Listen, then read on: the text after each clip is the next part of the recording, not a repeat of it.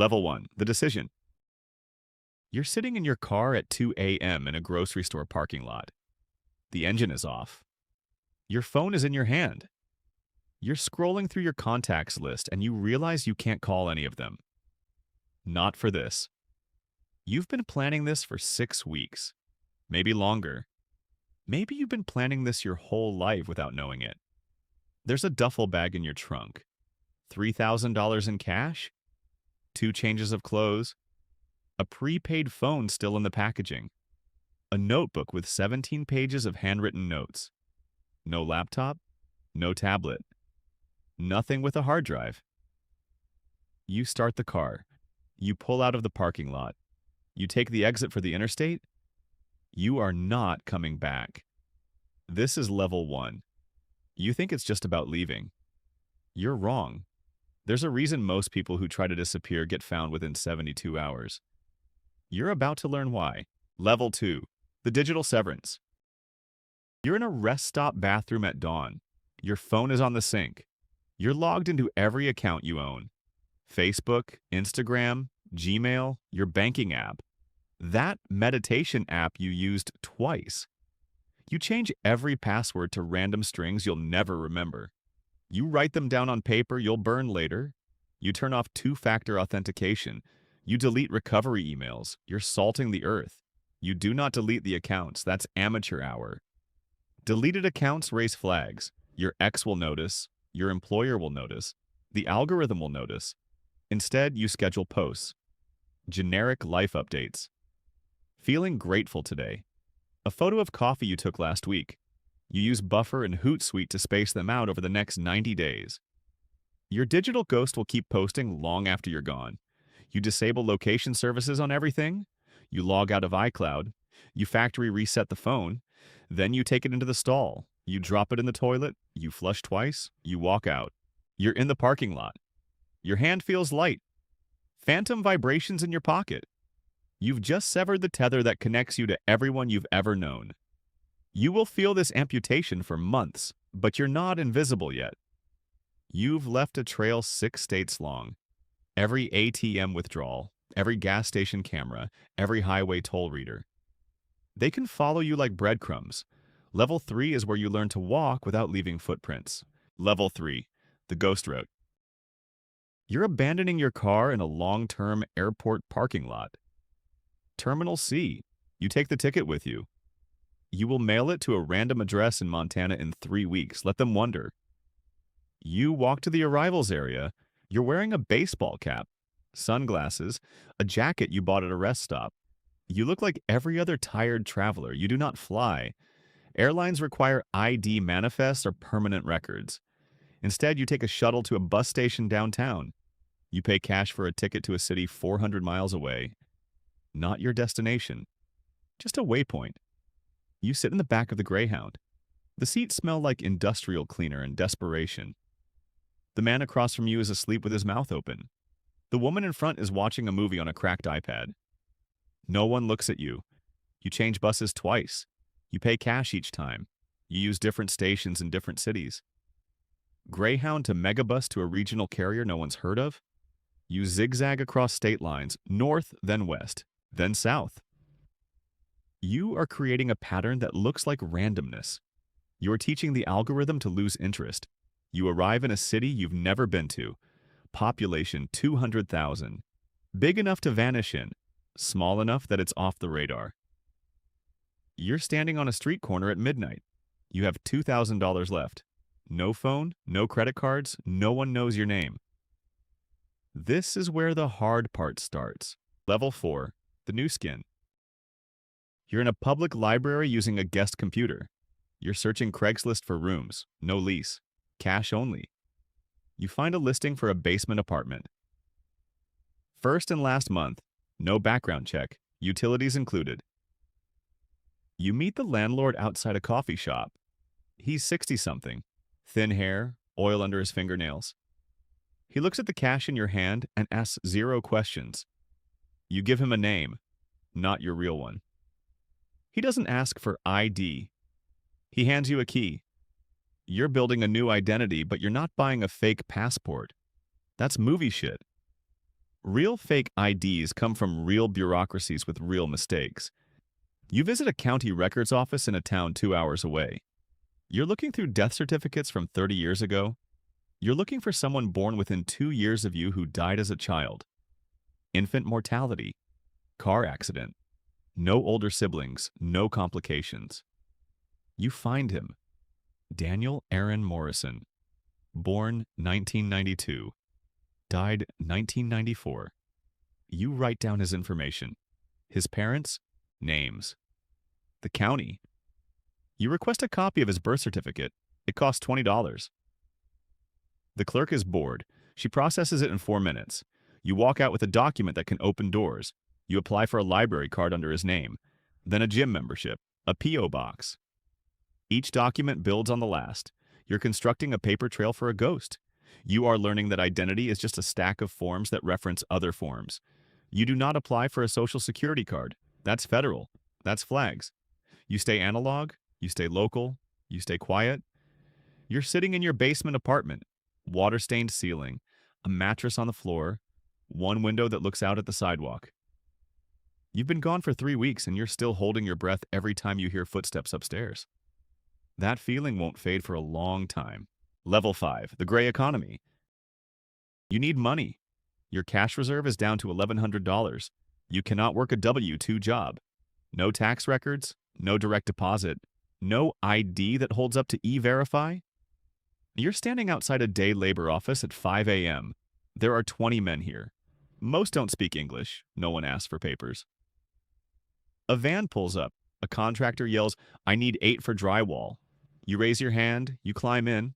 You work 12 hours. You hang drywall in a condo complex. The dust coats your lungs. Your shoulders burn. At the end of the day, the contractor hands you $90 cash. No paperwork, no record, no trail.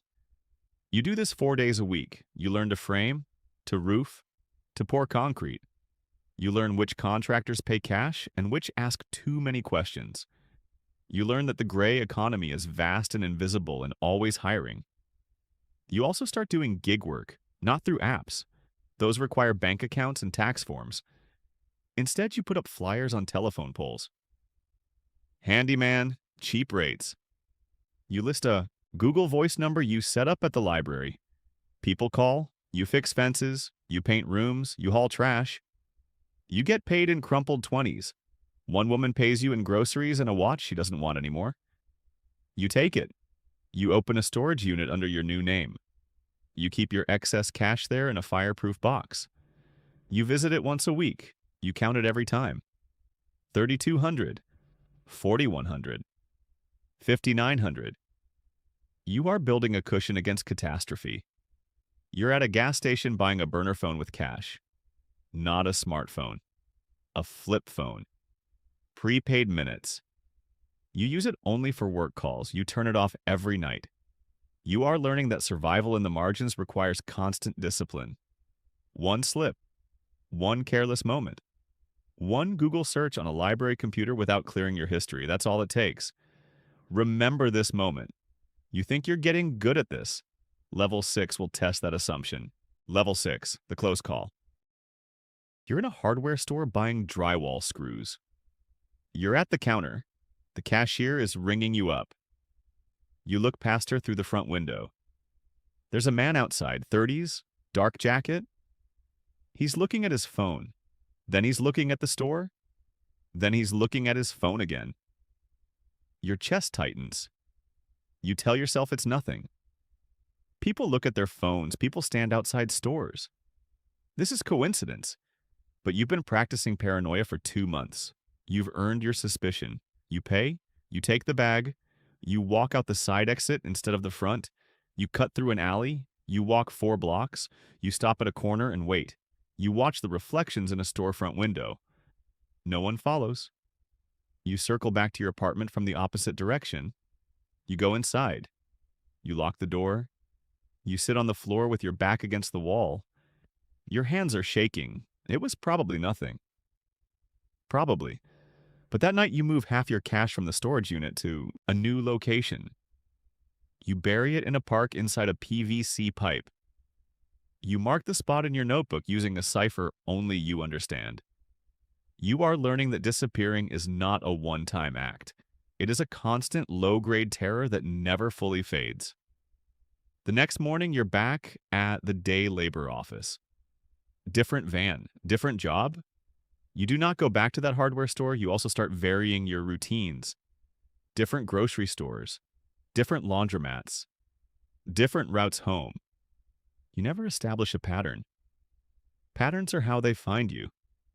You meet another guy at the job site. 50s, scarred hands. He doesn't ask questions and you don't ask his. But one day over lunch he says, "You running from something?" You don't answer. He nods. "I did 6 years. Got out in 2009. Sometimes disappearing is just starting over before they can finish you." You realize you're not alone in this. There's a whole economy of ghosts. People who slipped through the cracks. People who chose the cracks. People who are neither missing nor found. You are one of them now. Level 7, the Erosion. You've been gone for 7 months. You're lying on your mattress staring at the ceiling. You're trying to remember your mother's phone number. You can't. You can remember the first 8 digits. The last 2 are gone. You try different combinations in your head. Nothing sounds right. You've started to forget. You don't know what your best friend is doing. You don't know if your nephew learned to walk. You don't know if your father is still alive. You chose this, but the weight of that choice is heavier than you expected. You're at a bar. You don't drink much anymore. Can't afford to. Can't afford to lose control. But tonight you order a whiskey. You sit at the end of the bar. The TV is showing a football game.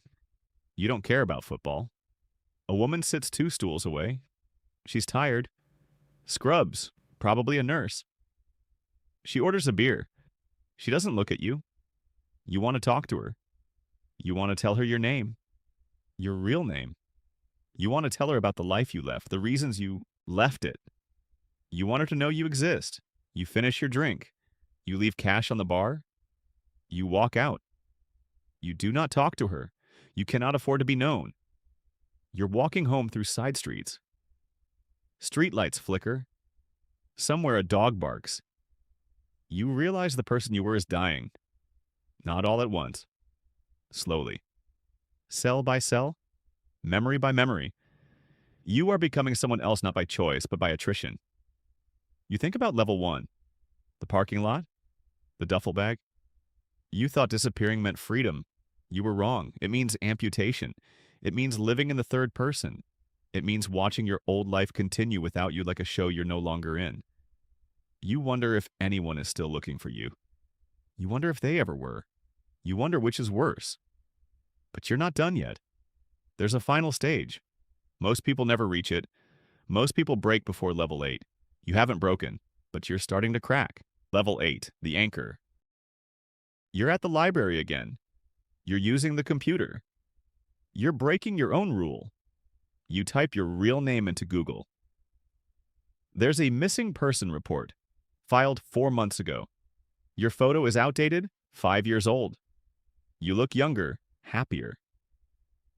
The description says you were last seen leaving your apartment complex. It lists your car, your phone number, and email address for tips. There are 3 comments, one from someone you went to high school with. Hope you're okay. One from a relative you barely know. One from someone you don't recognize at all. That's it. 3 comments. 4 months. You've been gone for 7. The search is cold. You close the browser. You clear the history. You walk out of the library into the sunlight. You feel lighter and heavier at the same time. You decide to build something. Not a life. Not yet. Just an anchor. Something to keep you from floating away completely. You adopt a dog from the shelter, they don't ask many questions. You pay the fee in cash. She's a mutt. Brown and gray. Bad hip. No one wanted her. You name her June. You take her to your apartment. She circles the room 3 times, then lies down on the mattress. She looks at you. You sit next to her. For the first time in 7 months, you are not alone. You also find a church, not for God. You stopped believing in that a long time ago. But for the structure, the routine, the free coffee, The potlucks where no one asks where you came from. You sit in the back pew every Sunday. You mouth the words to hymns you don't know. You shake hands with strangers who will never be friends. But it's enough. It's a tether. You start journaling again, not on a computer, in the notebook. You write about June, about the jobs you work, about the weather. You do not write about what you left behind. That part is sealed off, a room you don't enter. You're learning that disappearing completely is impossible. You can erase your history, you can change your name, you can sever every tie, but you cannot erase yourself. You are still here, still breathing, still waking up every morning. You are building a new life in the ruins of the old one. It is smaller, quieter, lonelier, but it is yours. Level 9, the Plateau. You've been gone for 14 months. You're sitting on a bench in a park with June. She's asleep next to you. The sun is setting. You're eating a sandwich you made at home. White bread, peanut butter. It's enough. You have $7,800 in cash. A basement apartment with heat. A phone that rings with work. A dog, a routine. You are stable. You realize this is as good as it gets. You're not going to rise. You're not going to accumulate. You're not going to build wealth or status or legacy. You're going to exist in this narrow margin. This is the trade you made. You think about the people who disappeared and failed, the ones who got caught, the ones who came back, the ones who couldn't handle the isolation. You have not failed, but you have not won either. You're at a job site. You're painting a fence. The homeowner comes out. She's older, kind face.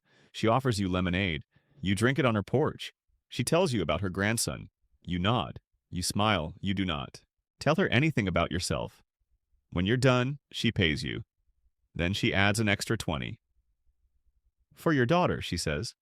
Buy her something nice. You do not correct her. You take the money. You say thank you. You leave. You think about that moment for days. The life she imagined for you. The daughter you don't have. The story she invented to make sense of you. You realize everyone does this. Everyone fills in the gaps. You are a projection screen. You are whoever they need you to be. You're lying in bed. June is curled against your side. You're staring at the water stain on the ceiling. It looks like a map, like a coastline, like somewhere far away. You think about level 1, the parking lot, the duffel bag, the interstate exit. You wonder if you would do it again. You don't have an answer, but you're still here. That counts for something. Not much, but something. There's one level left. Most people who disappear never reach it. You're about to understand why. Level 10, the return. You're at a gas station filling up a truck you bought for $800. It's rusted. The check engine light is always on. But it runs. That's enough. You're 2 states away now. You moved 6 months ago. New city. New basement apartment. New storage unit. You've done this twice since you started. Every year or so, you move again. Not because you have to, because it keeps you sharp. You've been gone for 3 years. You have $11,000 saved. You work 4 days a week. You have June. You have your routines. You have your small, quiet life. You do not contact anyone from before. You do not look yourself up anymore. You do not wonder if they're still looking. You've let that go. You think about going back sometimes. Not permanently. Just to see. To stand outside your old apartment. To drive past your mother's house. To confirm that the world kept turning without you. But you don't. Because going back would mean explaining.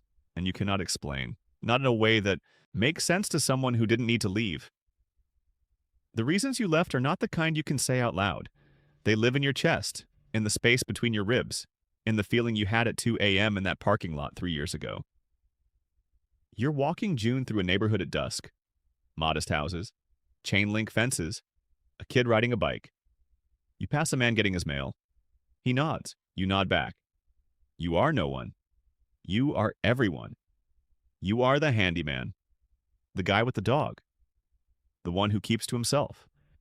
You've disappeared so completely that you've become invisible. And invisibility, you've learned, is a kind of peace. But somewhere else right now, someone is sitting in their car at 2 a.m. in a grocery store parking lot. Their phone is in their hand. They're scrolling through their contacts and realizing they can't call anyone. Not for this. They have a duffel bag in the trunk, $3,000 in cash. 2 changes of clothes, a notebook, no laptop. They're pulling out onto the interstate. They're not coming back. They think this is the hard part. They're wrong. The hard part is everything that comes after. The erosion, the silence, the slow replacement of who they were with, who they need to be to survive. You were them once. Now you're the ghost they'll become. The cycle repeats. It always does. And somewhere, 3 years from now, they'll be walking a dog past a stranger getting mail. And they'll nod, and they'll keep walking, and they'll understand.